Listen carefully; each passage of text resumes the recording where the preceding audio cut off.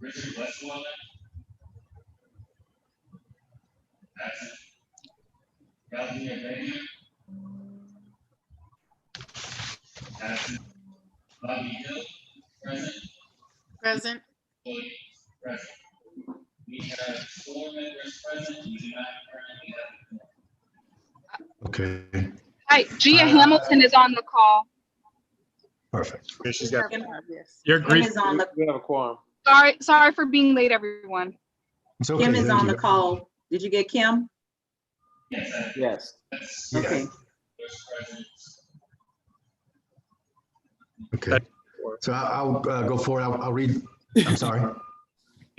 Yeah. Okay, good. Well, I'll read the opening talking points, meeting points, and then when we come back from the recess, we'll recall roll and make sure we have quorum, if that's all right. The COVID-19 pandemic continues to preclude us from meeting safely in a public forum. We must therefore continue to operate in this virtual fashion. Using the public comment guidelines outlined by the Louisiana Attorney General. Here are the public comment rules that we will follow today. At the beginning of the meeting, staff will read the agenda for today's meeting in its entirety. That agenda is also online at council.nola.gov. We will then recess for 10 minutes to allow citizens to submit written comments for any agenda item. Anyone wishing to comment should go to council.nola.gov, that's council.nola.gov, and fill out an online public comment form. Only written public comments will be accepted. Limited to 1 comment per person per item. Comments should also be limited to 2 minutes when read aloud and be germane to the agenda item at hand. Public comment will be closed at the end of the 10-minute public comment period. No written comments will be accepted beyond that point. Before voting on an agenda item, council staff will read any public comment received for a pending agenda item. Mr. Carter, can you read the agenda in full, please? Yeah, I'll read the agenda just to make sure that we can hear it. Okay, thank you, Andrew. 1, roll call. Item 2, recess to receive public comment. Item 3, approval of the minutes from the September 30th, 2020 meeting. Item 4, CCSRC extension letter. Item 5, expert panel update. Item 6, CCSRC website. Item 7, CCSRC public engagement strategy update. Item 8, other matters. Item 9, adjournment. Thank you. And with that, we will recess for 10 minutes. We will return at 3:15, I got 3:16. 3:16. Thank you very much, Andrew. Thank you. So we'll come back to order at 3:16.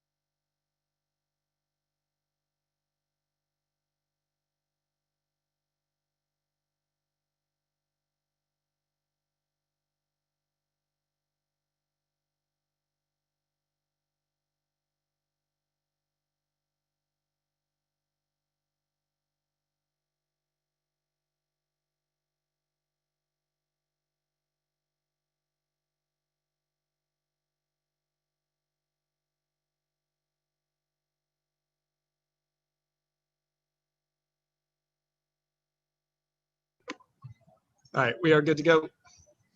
Okay, thank you. Nathan, can you call the roll again, please? Okay. Present. Lester Hood. Absent. Carl Donovan. Present. Gia Hamilton. She's on. Looks like she dropped off. Looks like she dropped off. I'll text her. Kevin Jackson. Absent. Richard Westmoreland. Absent. Yahweh Vega. Absent. Bobby Hill. Present. Present. Jones Williams. Present. We have 4 members present. We do not currently We do not have a quorum. Yeah. Gia's logging back on right now. She got dropped off. So we can wait a second for her to come on, and then we'll have a quorum.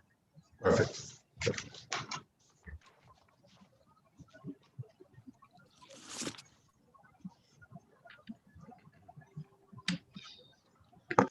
There she goes.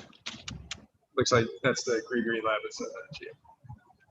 Gia Hamilton is not present. Then there's 5 members present. So we do have a quorum. Thank you very much, Nathan. Since our last meeting, individual commissioners have had meetings with our partners as usual in this endeavor to facilitate transparency and efficiency of the process. The remainder of the agenda will be our first time having a discussion of the listed items with a quorum present. Commissioners, as usual, your feedback is welcome. Approval of the minutes is agenda item number 3. Commissioners, you received a copy of the minutes from the September 30th meeting. Are there any corrections or questions? Hearing none. Andrew, are there any public comments on the minutes? Not on the minutes, no. Perfect. Since if there are no corrections, the minutes are approved as distributed. We gotta do a vote on that, Carl. Oh, that's right. I keep forgetting that. I'm sorry. All in favor? I'm sorry, I take that back. I will accept a motion to approve the minutes from the September 30th meeting. I move to accept the meeting minutes from the September 30th meeting. Is there a second? I'll second. Thank you. It has been moved and properly seconded that the minutes from the September 30th meeting be accepted. All in favor? Aye. Aye. All opposed? Hearing none. Motion carries. The minutes are accepted. Item number 4, extension letter. This commission has and its thought partners have been working diligently on this task. However, due to several delays, including delays caused by the potential hurricanes that we've had this season, we will in all likelihood not be able to complete our public stakeholder engagements and complete our initial report as required by the City Council's ordinance that created this commission. Therefore, I would like to send a letter to, or will send rather, a letter to Council members Palmer and Banks requesting an extension of time because the public input rather, is crucial to our efforts, and we must gather as much of that as possible before we make our recommendations to the council. So unless there is an objection from a commissioner, I would like to forward that letter asking for the extension to the council. Are there any objections? Hearing no objections, I will forward that letter on. Thank you. We do have public comments on this matter. Okay, thank you. Yep. All right. First comment is from Caleb Parlow. As you, not a paid representative, as you meet to discuss a renaming commission and pat yourselves on the hack for Glacial Place to action, I want to raise the fact that City Hall has done absolutely nothing in the past months to address the people's concerns. We have made these demands abundantly clear. Act now, we pay you. 1, the City of New Orleans needs to immediately finish the job and remove all remaining symbols to the false ideology of white supremacy. You protect busts of human traffickers and rapists every second this process is delayed. and you ignore the people you are supposed to represent. White supremacist ideology is used to penetrate the hearts and minds of workers and keep us divided from turning our collective action to the bosses and owners who exploit and oppress us. 2, drop all charges against those being targeted by the state with allegations of removing the bus to John McDonough from Duncan Plaza. 3, flip the 2021 city budget to proactively invest in our children, families, living wage, job development, and on the pathway to abolishing the police, ensure a civilian oversight / review board with teeth, subpoena powers, investigative powers, and the powers to call for criminal charges. The police have proven they cannot and will not police themselves. The next comment is from Taryn Cornejo, not a paid representative. There are already people in the city doing the imperative work surrounding the symbols of white supremacy and NOLA, so I really don't believe this committee is necessary when we have active community members who can lead this. But here we are, so this is what I have to say. 1, let's stop stalling and finish the job in the removal of remaining symbols to the false ideology of white supremacy here in New Orleans. The same ideology is used to penetrate the hearts and minds of workers and keep them divided from turning their collective attention to the bosses and owners who exploit and oppress our people. I believe I have to say this, but drop all charges against those being targeted by the state with allegations of removing the bus to John McDonough from Duncan Plaza. It's a people's victory to be celebrated, and the people made it clear how they felt in regards to this symbol of white supremacy. It is wrong for the state to target a few individuals. 3, and lastly, flip the 2021 city budget to proactively invest in our children, families, living wage, job development, and on the pathway to abolishing the police. Ensure a civilian oversight / review board with teeth, subpoena powers, investigative powers, and the powers to call for criminal charges, as the police cannot and will not police themselves. There's no reason 63% of our city budget should be going to our cops, jails, and reactive measures. Invest in the community you are supposed to serve. Next comment is from LaVonna Brown, not a paid representative. We, the community, demand that the city finish the job of removing the remaining symbols to the false ideology of white supremacy in New Orleans. This same ideology is used to penetrate the hearts and minds of workers in industry and keep them divided from turning their collective attention to the bosses and owners who exploit and oppress. 2, push to drop all charges against those being targeted by the state with allegations of removing the bus to John McDonough from Duncan Plaza, especially when our Black women mayor has gone on record stating she is doing the work to dismantle systems. And 3, flip the 2021 city budget to proactively invest in our children, families, living wage, job development, and on the pathway to abolish the police, ensure a civilian oversight review board with teeth, subpoena powers, investigative powers, and powers to call for criminal charges, as the police cannot and will not police themselves. And that's all the public comments on this matter. Thank you very much, Andrew. As usual, I'm grateful for all public comment, even though a large portion of what was in those comments are things that are beyond this commission's control. But I do appreciate the time and effort that public takes to participate in the process. We'll move on to agenda item number 5, expert panel update. Our expert panel has been working expediently and thoroughly. We would not be where we are without their great volunteer work. Sue Mobley and Thomas Adams will now give us an update on their process. Thomas? There you go. Can you all hear me?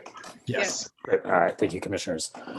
So I think we've got what hopefully we will be able to finish up in an hour here. And we've outlined a little bit of agenda for ourselves to hopefully flow through it. And I think maybe we can just kind of take collective questions at the end.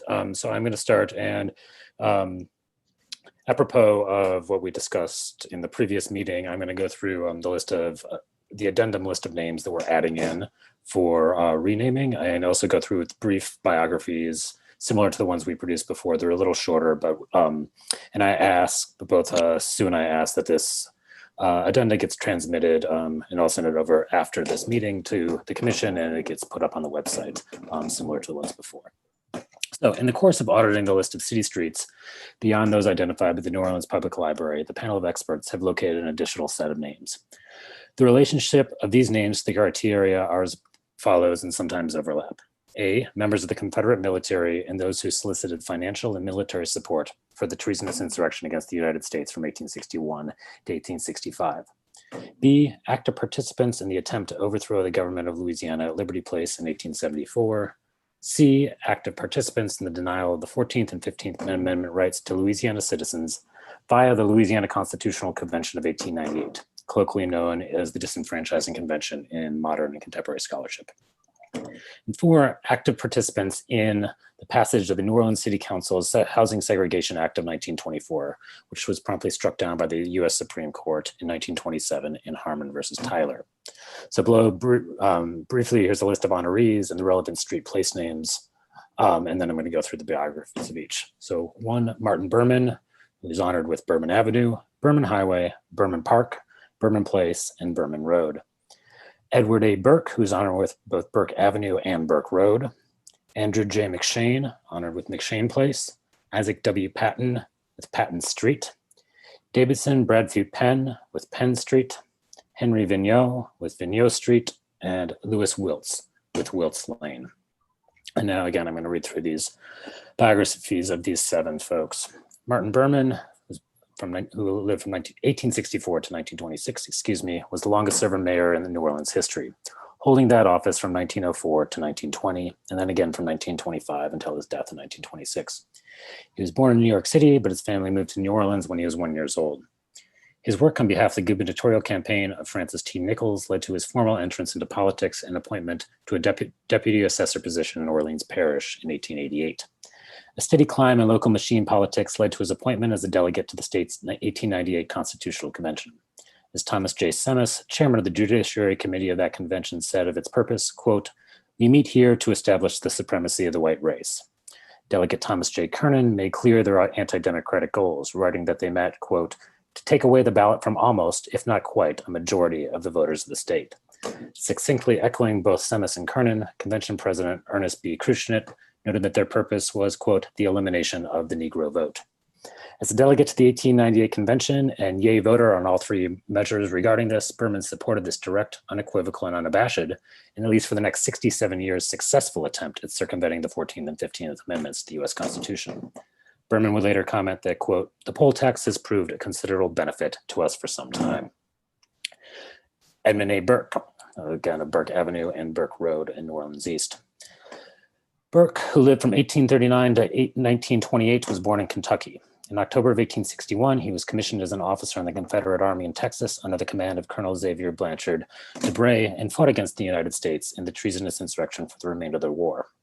While he definitively attained the rank of lieutenant in the Army of the Insurrection, he seems to have regularly engaged in what we today call stolen valor after the official end of the war, variously going by major, colonel, and even general. He arrived in New Orleans in 1869 and became a railroad commissioner within a year. In this capacity, he helped the White League's attempt to delay the arrival of federal troops during the coup attempt at Liberty Place in 1874.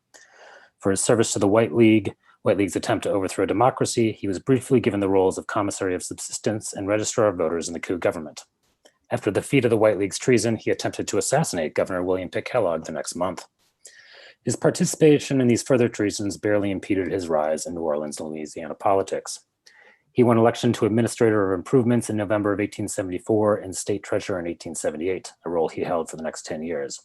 He used this role to enrich himself, buying the Times and Democrat newspapers in 1881 and folding them into the New Orleans Times-Democrat. While at the helm of the city's largest circulation newspaper, he regularly encouraged denial of 14th Amendment protections to citizens. While traveling in London in 1889, news broke of Burke's thefts of hundreds of thousands of dollars of state treasury bonds while serving as state treasurer. Rather than return to Louisiana to face trial, he fled to Honduras, where he lived an exceedingly wealthy life for the next 39 years, in no small part because of his plunder of Louisiana public monies. Andrew James McShane. McShane, who lived from 1865 to 1936, was born in New Orleans. He became a successful salesman and furrier and eventually entered local politics as a, quote, good government and reform-oriented candidate opposed to the old regular Democratic machine. On this platform, he was elected mayor in 1920, taking office in December and then serving until Martin Berman's reelection in 1925. Late in his mayoral term, McShane signed Ordinance 8037, which, quote, prohibits white persons from establishing a home residence in a Negro community and prohibits Negroes from establishing a home residence in a white community. 8037 went on to legally decree that, quote, in the interest of public peace and welfare, it is advisable to foster the separation of white and Negro residential communities. Suggesting that its drafters foresaw a constitutional challenge, the ordinance went on to codify, quote, that should any provision of this ordinance be invalid, its invalidity should not annul the other provisions of this ordinance, which shall nevertheless have the fullest effects possible in such case. Now, the law signed by McSane mimicked in 1915 Louisville law that had been unanimously dismissed by the Supreme Court in 1917 in Buchanan versus Worley as a violation of the Due Process Clause of the 14th Amendment. In the years after Buchanan, Ordinance 8037 was one amongst many state and municipal laws that continued to attempt to find paths towards direct violation of both the due process and equal protection clauses of the 14th Amendment, legal methods to deny the rights of African Americans more broadly, and methods to codify housing discrimination even more specifically. 8037 was struck down by the Supreme Court in 1927 in Harmon versus Tyler. But like Louisiana's Separate Car Act of 1890, which was famously upheld in versus Ferguson, 8037 was an attempt at further segregation and represent an important example of how various jurisdictions across the country try to find ways to actively violate the 14th Amendment protections of American citizens. Isaac W. Patton. Isaac Patton, who was born in 1828, was born in Virginia to a prominent Richmond political family. Moving into Louisiana in 1857, he purchased a cotton plantation in Madison Parish while also running his father-in-law's sugar plantation below New Orleans on the Mississippi River, owning and managing hundreds of human beings. After the outbreak of the treasonous insurrection, he became a captain of the Confederate Crewmen's Guard station at Fort Proctor. He led the battery at Chalmette against United States Army forces before retreating inland. He was then elected colonel in the 22nd Louisiana Infantry and fought the U.S. Army again at Vicksburg and later at Mobile Bay and Spanish Fort. After the insurrection, he continued to fight the Democratic government of Louisiana, joining the White League in their 1874 coup attempt.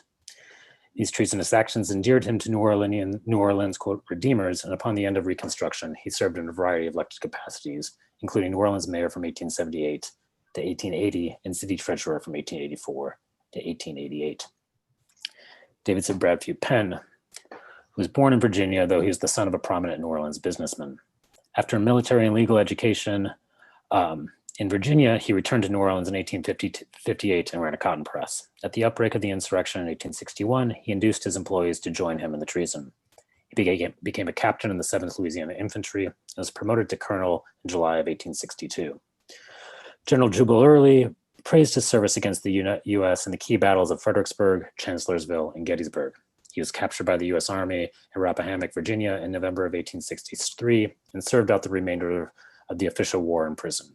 He was paroled in May of 1865. Upon his parole, he returned to New Orleans and continued his business career while entering politics. By 1872, he had become a prominent leader in anti-Reconstruction politics in New Orleans, a key goal of which was to reestablish, quote, white rule. In this capacity, he became a key strategist in the White League's attempt to overthrow the Louisiana government and battle against the Metropolitan Police in 1874 at Liberty Place. Quote, taking overall command of the political leadership of the rebellion, according to loyal historian Justin Nystrom in his study, Redeemer's Carnival. During the treason that left 13 New Orleans Metropolitan Police dead, Penn was inaugurated lieutenant governor in the coup government. Following the insurrection, Penn remained in New Orleans and was prominent in the Boston Club and the anti-Reconstruction political circles that chipped away at the rights of Louisiana citizens before fully circumventing them at the 1898 convention. Henry Vigneau was born in 1830 in New Orleans under the name Jean Heliodore Vigneau, before going on to change his name to Henry Vigneau. From 1857 to 1860, he was the editor for the weekly paper in Thibodaux, La Union de la Fouche, and from 1860 to 61, he was the editor of a weekly review of French culture, La Renaissance Louisianaise. Vigneau joined the treasonous insurrection in 1861 and served as captain of the Confederate Army's 6th Louisiana Regiment, until he was captured in New Orleans in 1862. He then escaped his imprisonment and fled to France. During his time in France, Vigneau continued his service to the insurrection as a diplomat and attempted to garner French financial and military support for the treason. In 1863, Vigneau became secretary of the Confederate diplomatic mission to Paris. During this time, he worked under John Slidell, and his duties consisted largely of writing pro-Confederacy propaganda aimed at European audiences. He wrote regular anti-US propaganda for the Index, the main British organ of the insurrection, as well as for Memorial Diplomatique, a Paris weekly. His work attempting to win foreign financial, military, and cultural assistance against the US was lauded by Henry Hotze, the most prominent propagandist for the insurrection. He lived the rest of his life in France and never returned to New Orleans. Finally, Louis Wilts. Wilts was born in New Orleans. As a teenager, he began a career in the mercantile industry. He joined the treasonous insurrection against the U.S. at its outbreak. He was quickly promoted and became a captain in the Chalmette Regiment of the Confederate Army. He was captured by the U.S. Army in 1863 and was later released in a prisoner exchange. Upon the official end of the war, he entered the banking business, and in 1868, he was elected to the New Orleans School Board. During these years, he struck up a close political friendship with Edward A. Burke. In 1872, he was elected to the mayoralty of New Orleans. As mayor, he worked closely with the White League, and he was an active supporter of the failed coup attempt to overthrow Louisiana's democratic government and attack the Metropolitan Police. After the overthrow of Reconstruction, Wilts went on to serve as Louisiana governor from January of 1880 until his death in October of 1881. His term in that office was marked by rampant corruption, epitomized by his close political ally Burke's theft of hundreds of thousands of dollars in state treasury bonds. Okay, those are our additions to the other list, and I'm going to turn it over to Sue now for a brief moment. I didn't realize how much reading that was going to be. Yeah, I know. Me neither. So we have been working with the panel of experts and some special guests to develop proposals for each of the streets, including those that have just been named as additional, with 3 potential renames for each location. And we have taken into account both public comments that have been made via the website, as well as requests that have come to the commission by email. There will be opportunities for continual public comment throughout this process, both at the commission level and at council level as the process moves forward. What we've worked to do is to largely take nominations and place them based where possible upon neighborhood or even street ties of the individual. This has proved challenging for a number of reasons, not least of which is that the majority of the streets that are to be renamed are ones that exist as part of the 20th century city. They are places that were specifically drained and built upon in the early 20th century. And so much of our city's 300-year history is not represented on those places. They are also challenging because the nature of that neighborhood development was segregated, often explicitly, in many ways still, making for some limitation on drawing from residents of those neighborhoods in proposing names for renaming. We've also dealt with some technical issues around last name sharing, streets that already exist but could be renamed but are certainly not within this process, as well as multiple nominations for folks who share the last name. Where possible, we've grouped family members together. We have also taken Lakeview and the West Bank as entities unto themselves, given the number of streets in both and the lack of neighborhood ties. And so for Lakeview, we have taken the approach that each street has the potential to be renamed for a self-emancipating enslaved person who was held on that land, for a officer of color within the Union, or for a New Orleans musician. For the West Bank, we have similarly selected where we could people who were tied to neighborhood. And then we have looked at New Orleans' rich labor history to draw nominees, as well as our musical history. Throughout this process, we have bent the 5-year rule, which we know is under consideration with the Planning Commission. There are a number of people that we have lost in the last few years, certainly a number of people that we have lost through the coronavirus who are on our list. We have not bent the rule for those who are still alive and potentially could still be getting into trouble. And that includes many of our elders who were members of the 20th century civil rights movement and who, bless them, are still with us and still teaching us. There are a number of people who should be considered outside of this process. There are any number of streets that have had New Orleans residents who deserve to be recognized in this way. And we hope that beyond this commission, that process continues. We have also tapped a number of friends to help us with what has become quite an expansive writing process. And I will hand it back to Thomas to give you the list of our contributing authors who've been incredible. Yeah, thanks, Sue. And again, I'm going to just be reading a list here again, but also just to briefly take the moment, right, to say that what we'll be transmitting by the next meeting, so within 2 weeks from now, is similar to, although in a much more celebratory and exciting way, similar to the biographies we put together of the people whose names will be removed. We are putting together similar biographies of the people and their contribution to the history of the city, the region, the nation, and oftentimes the globe. And to do that, we have had to call on not just a relatively large group of people we impaneled at the beginning, but a whole other group of people of whose names I'm going to read, because I'm not entirely sure we'll get a chance to read them into the record again, and I would like to do that. And so bear with me. I also want to acknowledge the various institutions that have helped out as well after that.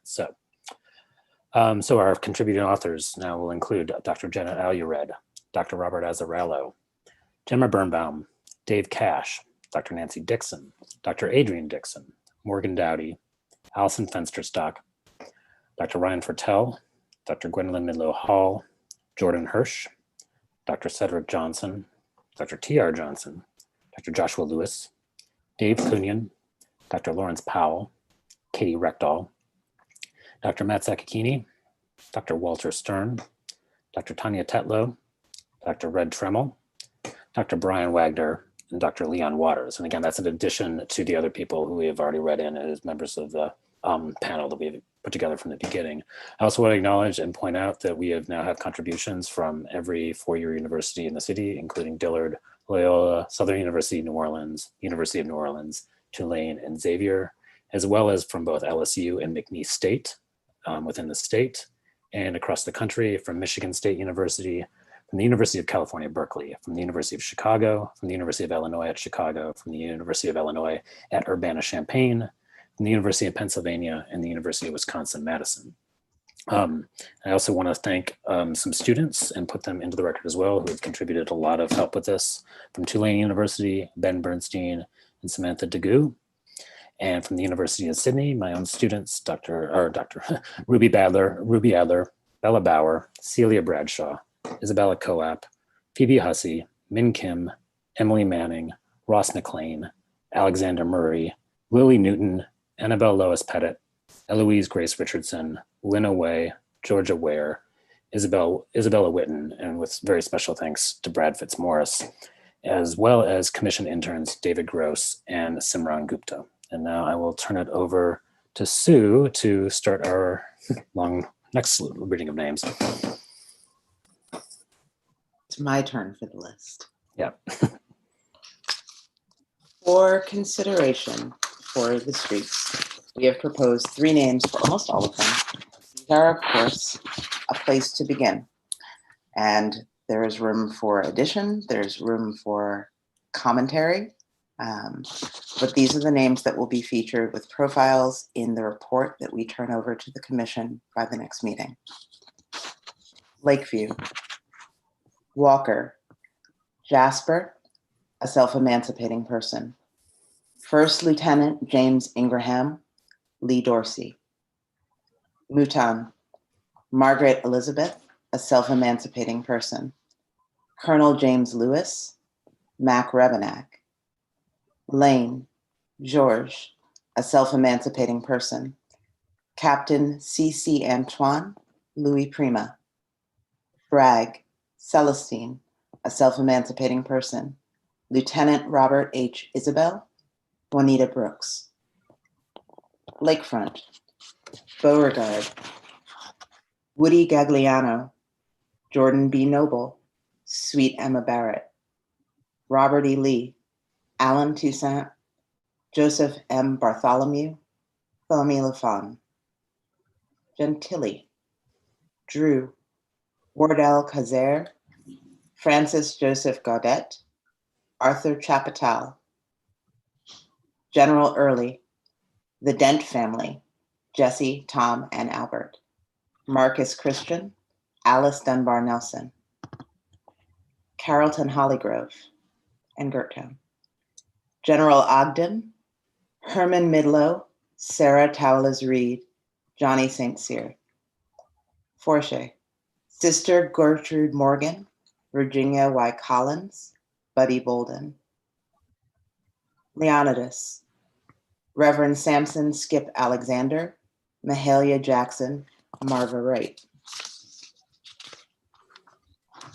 French Quarter and Tremay, Governor Nichols, Lolis Eli Sr., Sylvester Francis, Father Jerome Ledoux, Krishnat Place, Captain Andre Caillou, Fannie C. Williams, Dr. Emma Wakefield Pele. And I think I'm going to take over a few now. Uptown, Calhoun Street.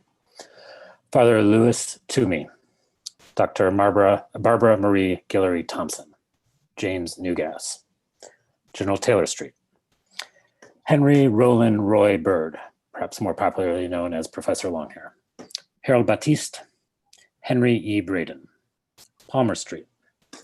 Dr. Elizabeth Magnus Cohen, Edith Stern, Marion Meyer Burkett. Palmer Park.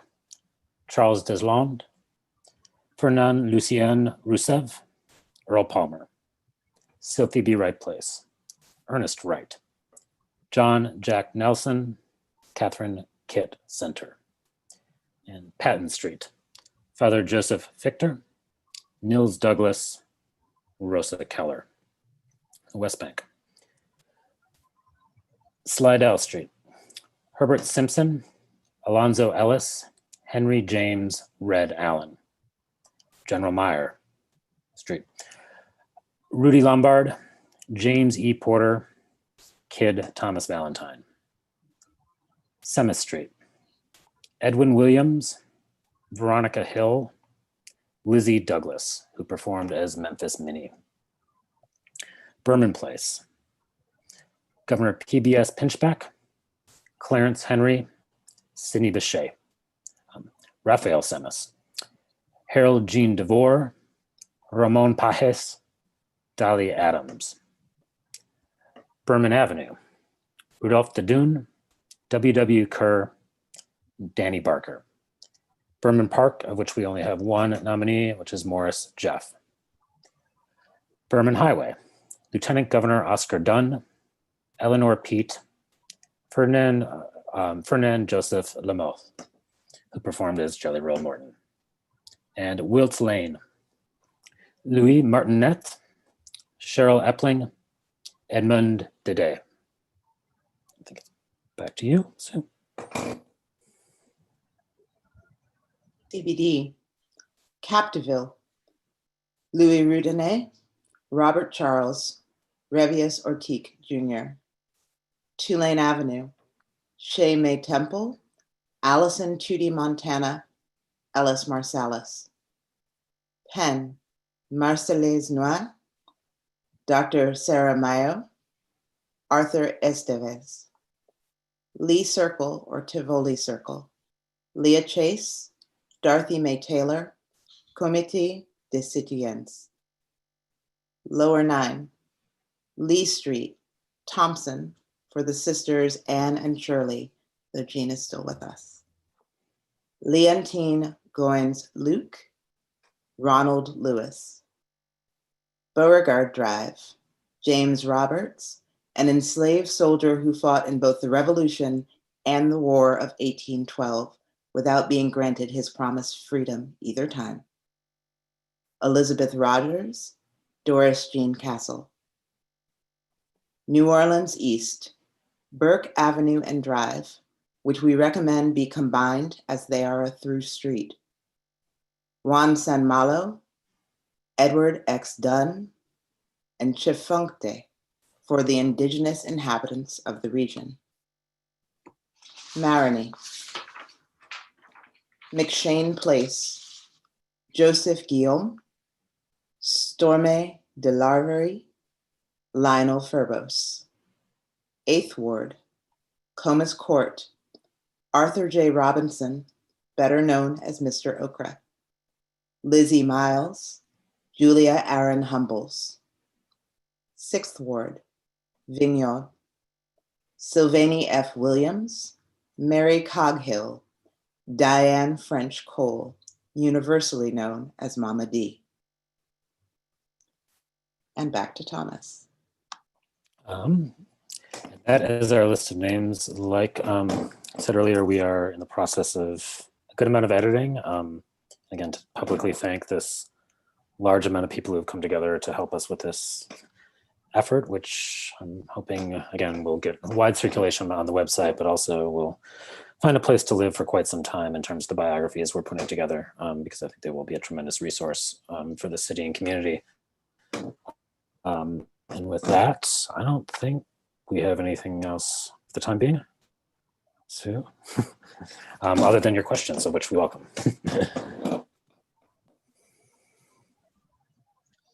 Commissioner Connor, you're on mute.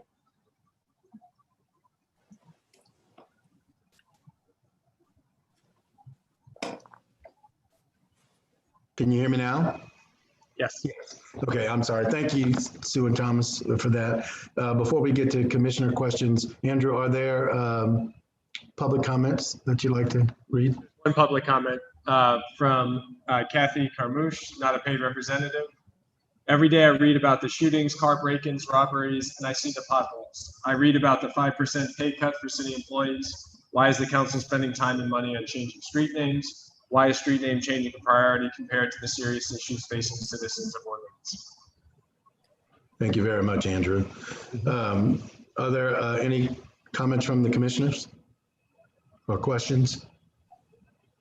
Just another heartfelt thank you to Thomas and Sue and all the other people that have done this work. It's just continues to be really overwhelming and also heartening to hear the stories and to learn. And I hope that more and more people will take the time to read these biographies and really understand the depth of work that's been done and the sound reasoning for making these changes. Thank you so much.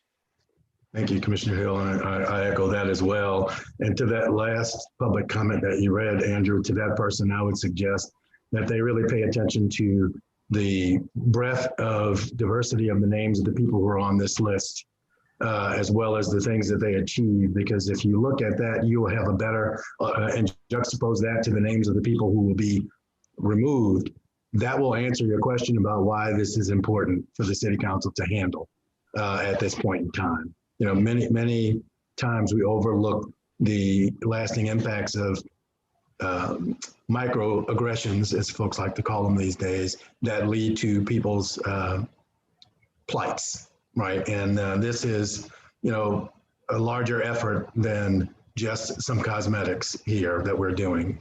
So, you know, I welcome all those types of comments, but I also welcome them to look at what's being done and really read what's being changed so they understand.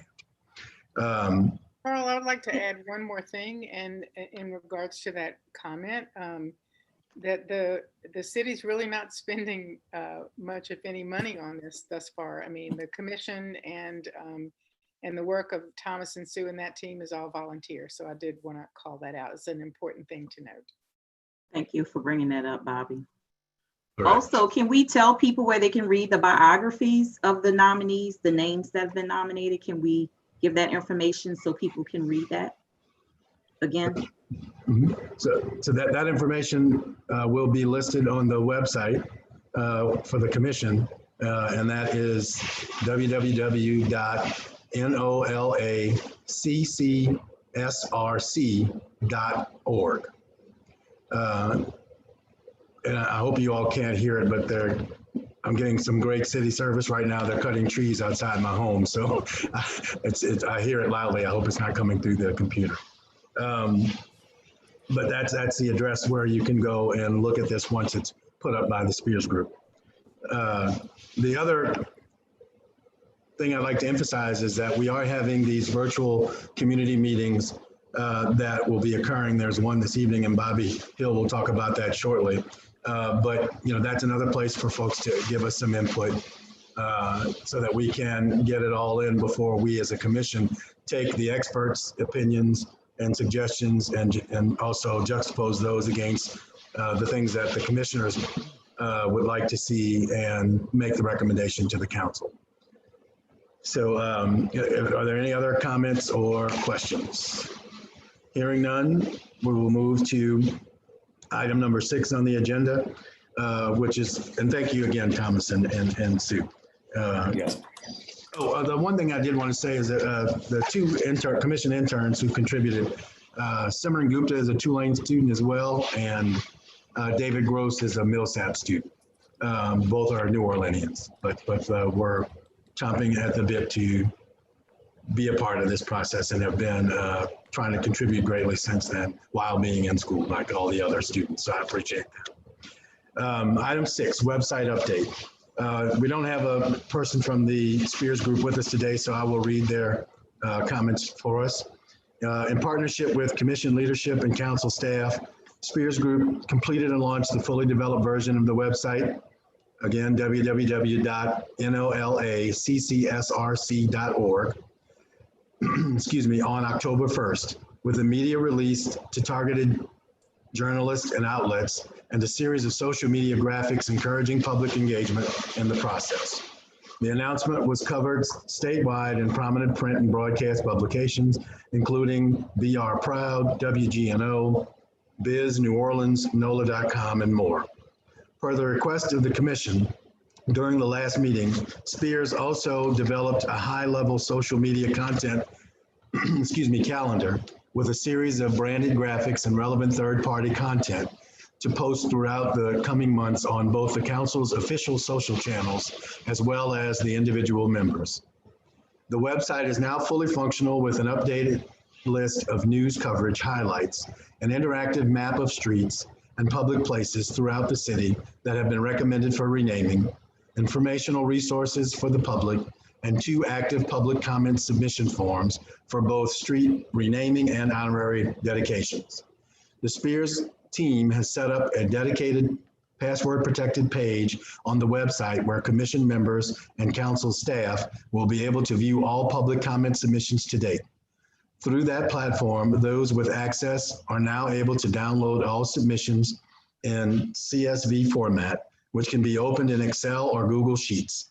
Then the resulting spreadsheet can be used to sort by the zip column and group the entries accordingly.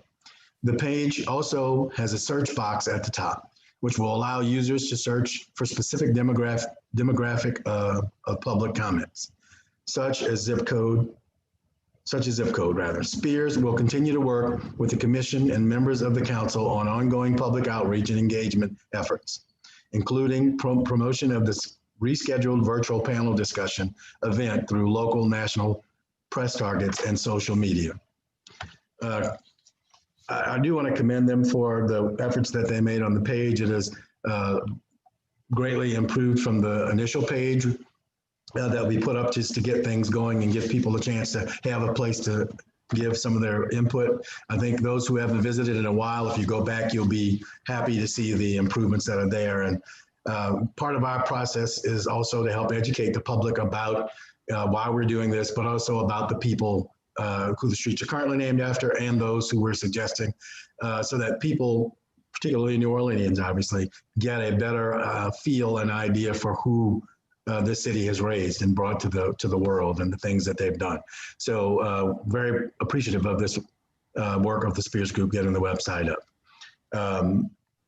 Sue and Thomas, I'll be reaching out to you shortly to try to figure out a new date for that panel discussion.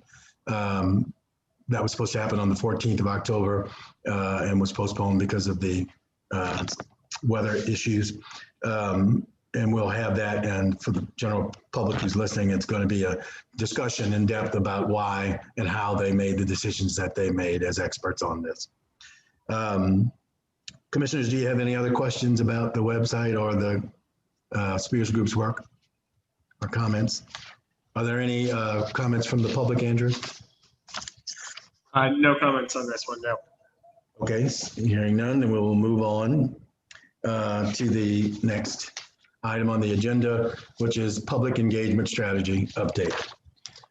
Since our last meeting, commissioners have coordinated with council members, staff, community stakeholders, setting virtual meetings with district stakeholders expressing interest in participating in this process.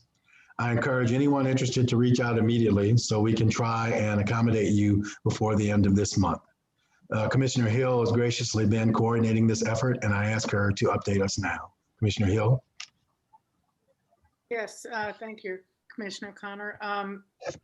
All of the commission members have been reaching out to constituents, and in particular to neighborhood associations and other key stakeholders. Many commissioners have been having individual conversations and small group conversations. We've also, for those commissioners who represent city particular council districts where maybe some of those conversations one-on-one have not happened as often, we have asked them to reach out to the constituent services representatives for their council members to see if those folks in particular would like to have a separate Zoom meeting. We do have our first one tonight that's scheduled by Commissioner Richard Westmoreland. That will be this evening, a Zoom call at 7 o'clock. Commissioner Gia Hamilton has committed to scheduling a meeting for October the 29th at 6:30 in the evening. We are awaiting the list of key stakeholders for that invitation. Commissioner Paul Sturbekow has done extensive reach out to all of the neighborhood associations in that district. We are awaiting a confirmation from Carrollton United, which is one of the neighborhood associations who have requested a meeting, but we're still working out the date and time for that. And we are also awaiting feedback and confirmation from about 8 or 9 other neighborhood associations within that district. Those are the ones that we have scheduled at this time. Thank you very much, Commissioner Hill. I appreciate your work on that. And just so that the record is aware, I had conversations with stakeholders from District B that were sent to me by that office's outreach coordinator. Actually, one of them was a 2-hour and 17-minute conversation, which was very informative, I think, on both parts. So, you know, for those of you out there, we are trying very hard as a commission to make sure that we get all the public input that we can in a timely fashion so that it can be considered as we write our recommendations to the council. Time is running short on that. So if you have a want for this type of an engagement, please reach out as soon as possible, either to your district council's office, and they will let us know, or reach out to us via our website.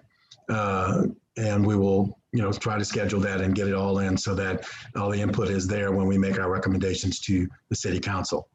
Once we've completed the virtual district meetings, the commission will incorporate the input into our council report. As I said, I ask each commissioner to start submitting proposed report input immediately, but no later than November 2nd, so we can finalize the organization of the report. What I mean by that is, if there are things that you have been hearing or getting from your constituents in the districts that you represent, let us know what those are. So as we do the skeleton outline for the report, we can make sure that we've considered the categories of thought or things that have been coming into you.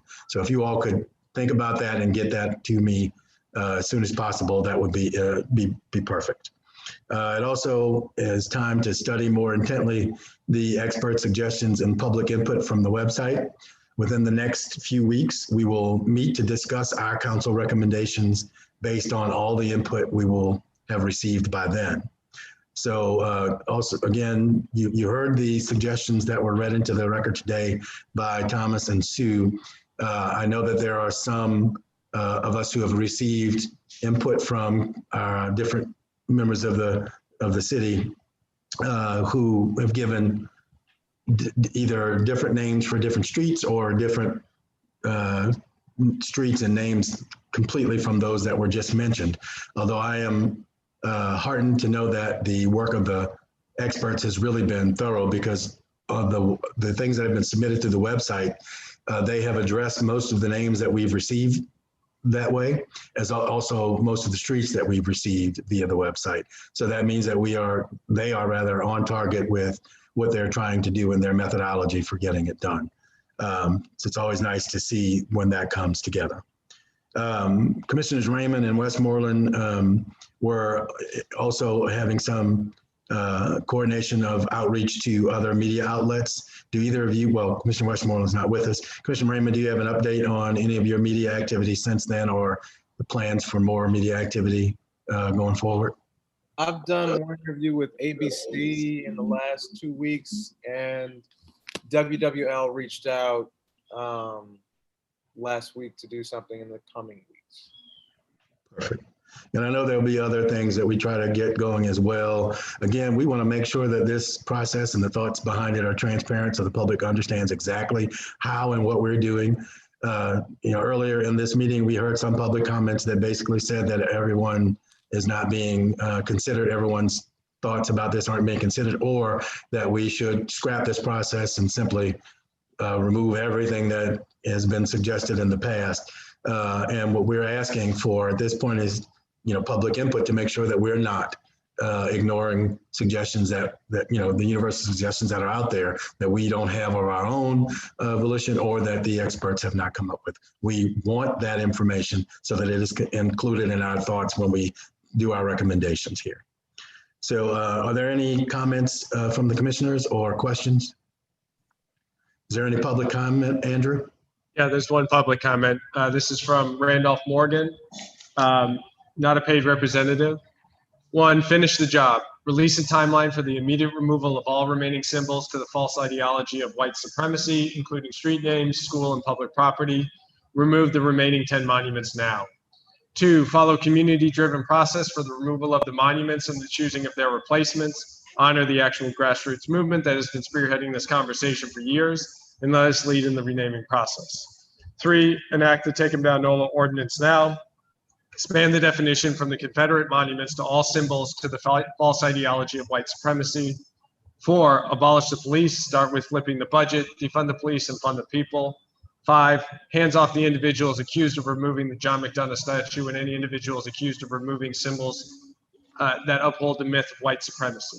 These individuals did the city's work for them. When the city failed to act in a timely manner, they should not be prosecuted. Thank you, Andrew.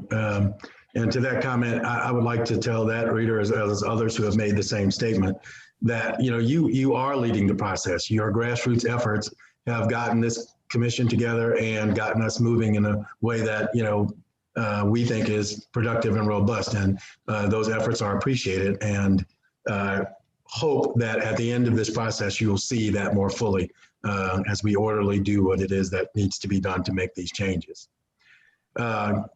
We'll move on to item number 8. Are there other matters that commissioners would like to discuss?